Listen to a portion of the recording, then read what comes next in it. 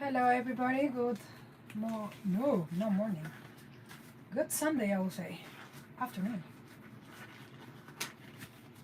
Whoever is a mold maker or wants to is curious about how molds in are made. I'm working in a project here. I'm going to be working with Smooth On. It's a very popular brand here in the United States. This product is called Plasti-Paste and it's a fiberglass compound. Look, it kind of looks like a mushy dough on there. And this is the part B. It needs to be mixed with the part A. The part A is liquid. Okay, this is pretty much fiber resin. For me, the easier way to use it. Okay, I'm almost done with my bucket. You see, it lasted for a while. Actually, the only thing that got spoiled once you open the liquid, you gotta try to use this in less than a year because the part A, the liquid part, it will get solidified and well, you won't be able to use it. Right now, I am getting to use the very last part of this, and I'm glad about it. These Plasti-Paste is good for making model shells. You know, the one that enclose one object with two parts, one and two parts. Like in this case, I have a, well, you can't see what the object is now. It has eyes and it has a beak. It's a fantasy character. I'm working on it. I am showing in my Patreon how here is their companion. If I can get it out of here. It's kind of similar to this one. This is monster clay. If you're interested, right now I'm teaching how to work with monster clay in my Patreon page. Okay, so this guy here is similar. It's a fantasy character that I am coming up with. But anyway, to work with this Plasti-Paste to make your two-part molds, it's a little bit trickier because we usually do, I can do just plaster bandages. Or we usually do the epoxy, the free form, also from Smooth On, which is just a putty. The epoxy, you just put it on one side, but in this case, this is a mushy putty. It's not something that you cannot handle and form it up with your hands like a regular, epoxy clay. It's very mushy and not quite runny, it's just mushy. So, to build up with Plasti-Paste or your model molds, you need to create a barrier. You see, it's all this edge here. I'm only using Plastiline for this. You can use anything really because the Plasti-Paste is not like silicone. It doesn't really react with too many materials. So you can even use probably this is any kind of modeling clay that you use to create a barrier. You see, all of this is the barrier. So I'm gonna start with this side, then I'm gonna do the front like that.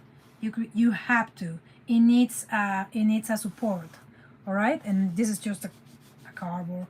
The material would come off of the cardboard. The material would not get stuck to the Plastiline. That's what I like with this material. Some people don't like working with this material. They prefer to use the freeform because it's mushy.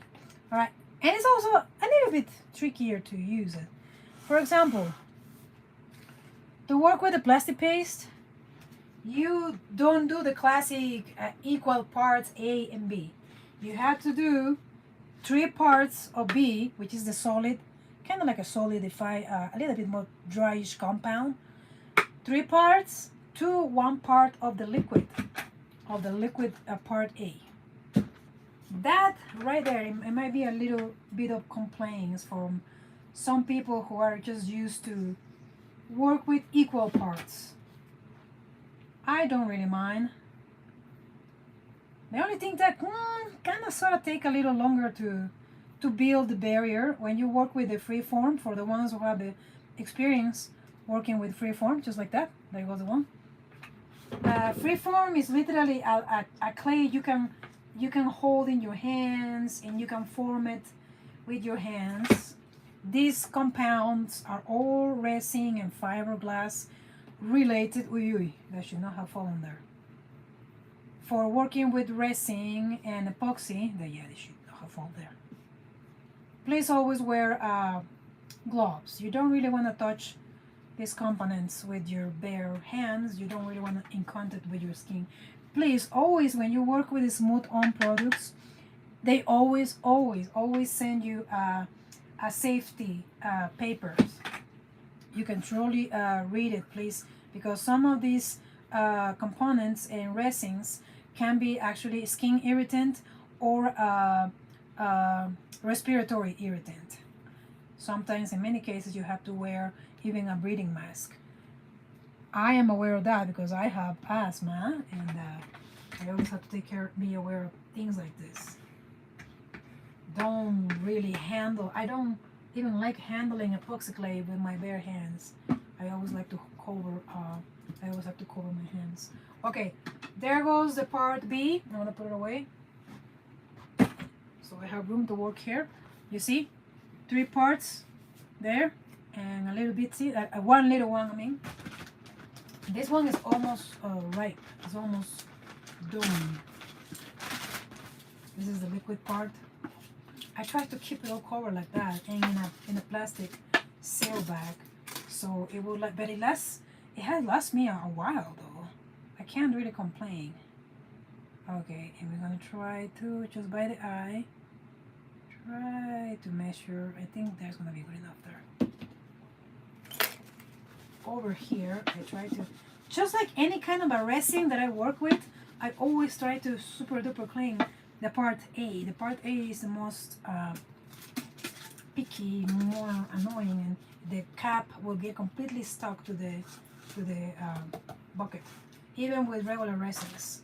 And having these materials air-free, right now because I'm working with it, I don't need it really to have it air-free.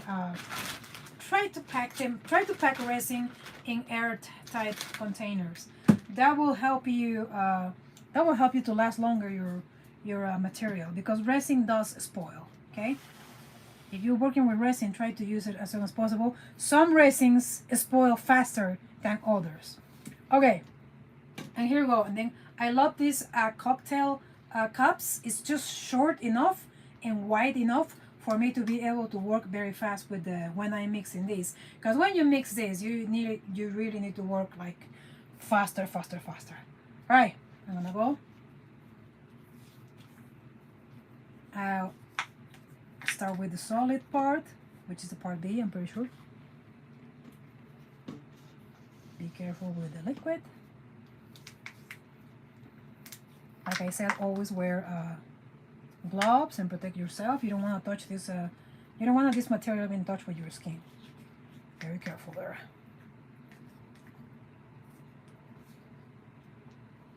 There. Now this is gonna go fast, okay? I'm trying to see the angle that I'm going to. This is gonna go fast before I mix it with the A. So I'm trying to. Luckily, in this little box that I put it, I can just turn around freely. Okay, after I'm sure of how I'm going to proceed, I'm going to do the part A, and this has to go fast because as you go, this is going to start getting dry. Not as fast. The fully curing time, it takes a couple hours, but it will just start solidifying on you, and you don't really want that.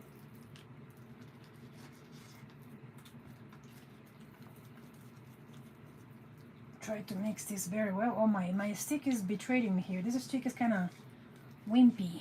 It's not that strong enough.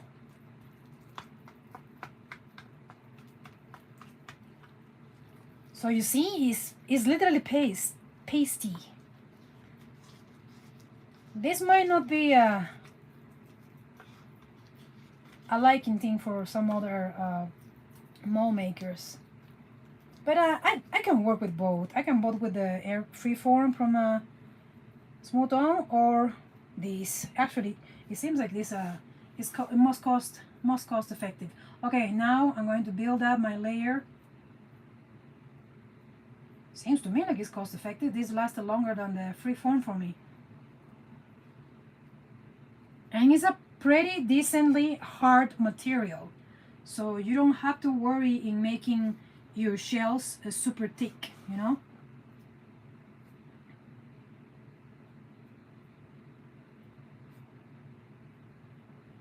Okay, there. I think my mix is going to be good enough for the whole, for this whole side. I can see that. Yeah, I think it's gonna be enough. It make me happy. If it doesn't, if it's not enough, I just have to mix more and mix it, the 3 parts to 1, and add it, no problem. You can add more mixing while this first layer is drying. No problem with that at all.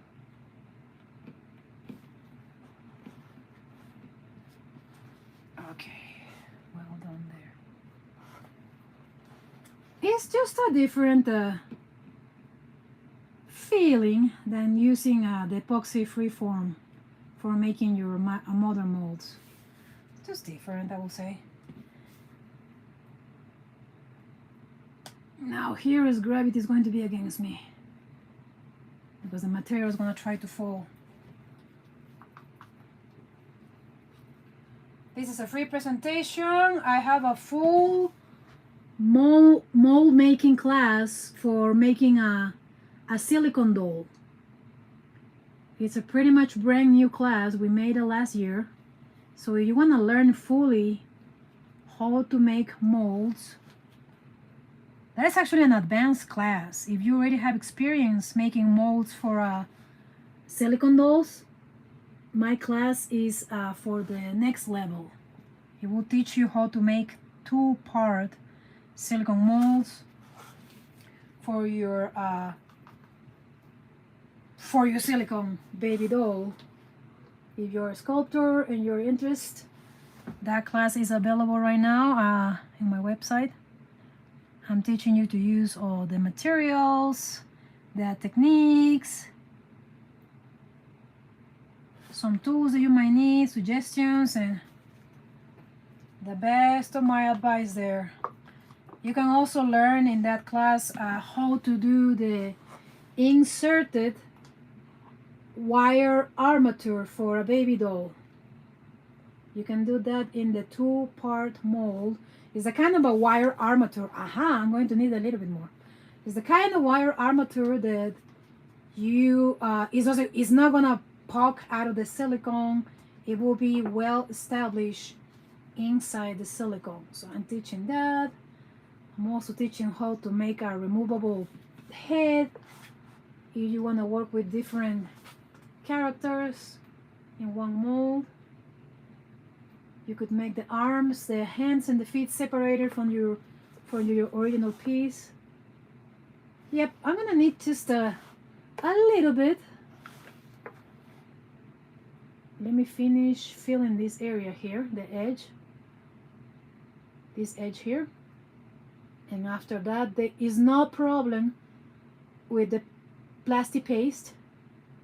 Just to come back with more material on there. It's not gonna be any inhibition or any curing issues of the product. I'm just going to mix more material, more Plasti-Paste to complete this little hole here with no issues. But first I want to make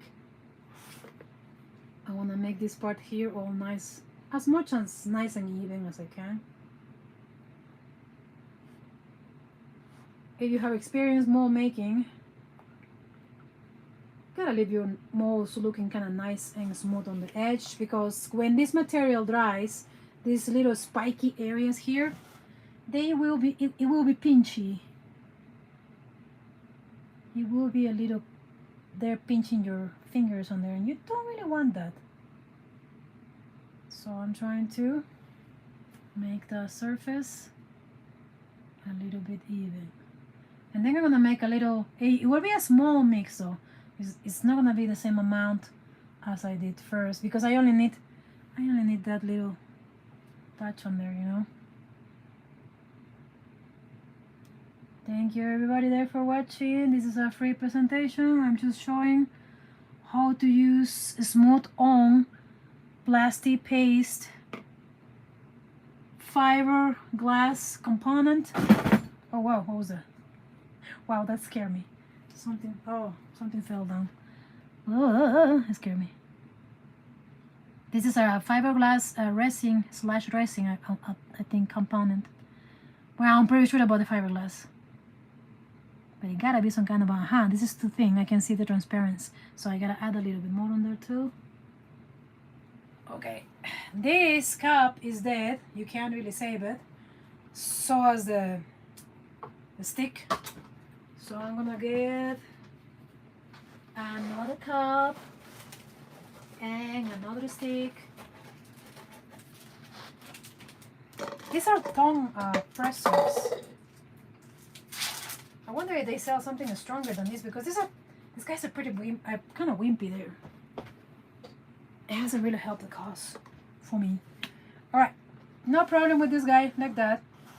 I'm gonna make a little bit more in case whoever is joining recently. I'm working with fiberglass to do the hard shell mold of my character here. It's just a head. Okay, I said I was going to use less material this time. Wow, it's only a little bit, but I am proud that I got to use the whole bucket. And I think I at least have this for at least for 3 years. I will not recommend to have it storage at that much time though.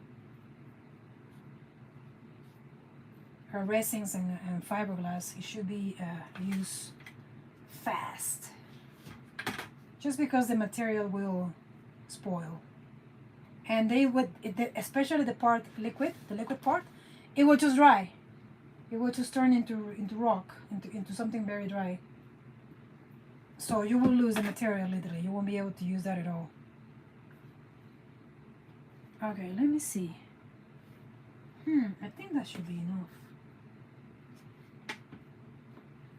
I'm gonna put a little bit more on here. I'm always doing this because remember it's 3 parts. And this is the best way I can guide, I can guide myself to it. Come on, get out of there. Okay, I think that should be enough there.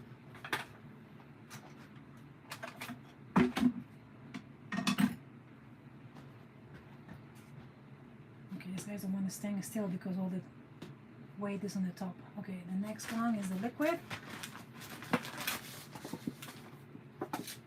This is also barely hanging on there.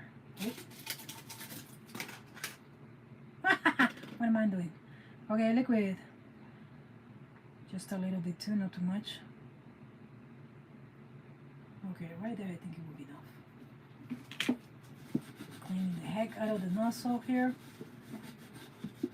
You don't do this, this will get completely glued into here. That always happened with me and resin. Especially when I storage it like this with the aluminum foil there.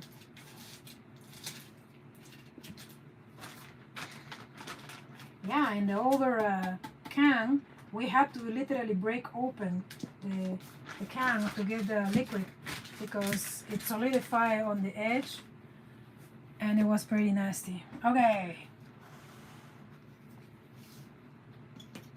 I always start with the solid first, especially because these solids are getting annoying, bumping down and up.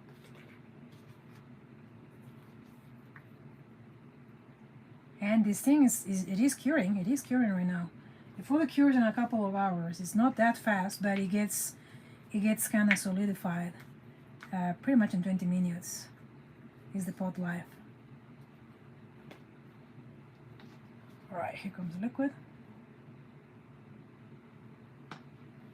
There you go. Now I'm mixing this very fast.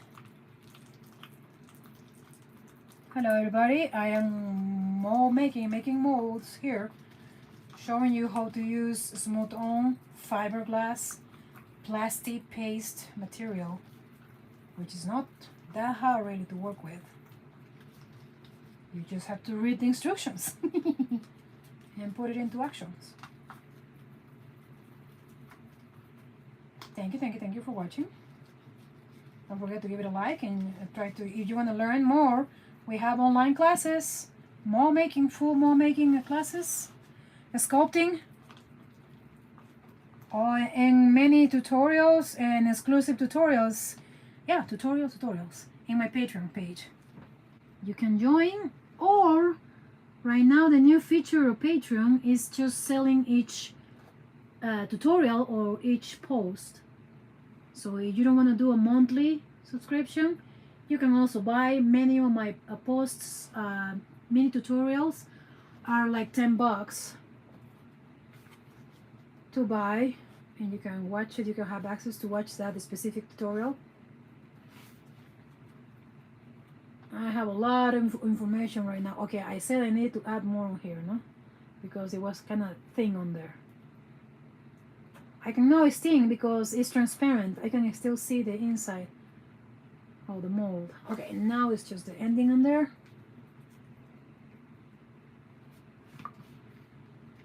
Right here. All that ending. I'm not worried about the paper cardboard because I can just rip this off from there, no problem. And my blocking edge is just plastiline. Nothing special about that either. Okay, here. Man, I am so proud that I got to use the whole bucket, because I remember this one time years ago, I didn't get to use the whole bucket that fast, and I ended up losing my material because the part A, the liquid, it completely solidified.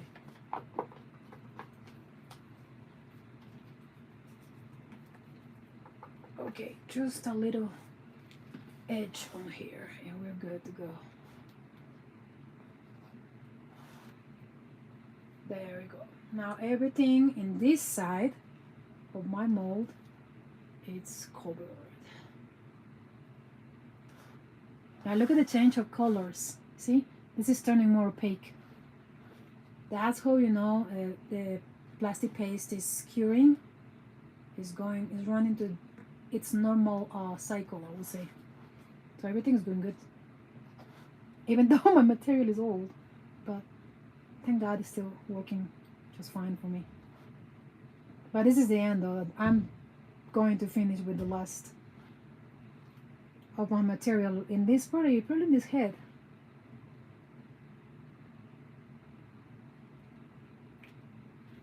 Okay, I totally have to show this to my students too, because with them we were doing the mother molds. We usually do the mother molds with the epoxy freeform from Smooth-On. That's how we usually do the mother molds of our dolls. But if you had the patience to go into this, I think it lasted a long time. And you will not lose. This is a material that is not easily going to disintegrate. So it's a permanent, long-lasting material. It's fiberglass, you know.